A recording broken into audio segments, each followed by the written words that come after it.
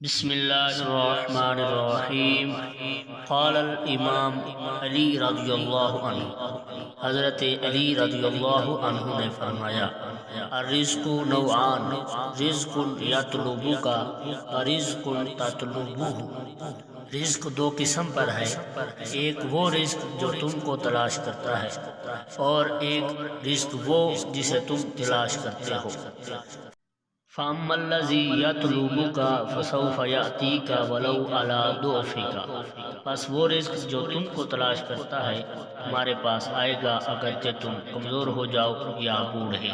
وَأَمَّا الَّذِي تَطْلُبُهُ فَلَن يَأْتِيكَ إِلَّا بِسَعْيِكَ، وہ رزق جسے تم تلاش کرتے ہو وہ نہیں ملے گا مگر طلب اور محنت کے ساتھ ہی ملے گا۔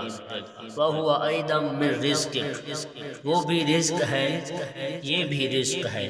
فَالْأَوَّلُ فَضْلُ اللَّهِ وَالثَّانِي عَدْلٌ مِّنَ اللَّهِ، پہلا رزق اللہ کا فضل ہے اور دوسرا رزق اللہ کا عدل ہے۔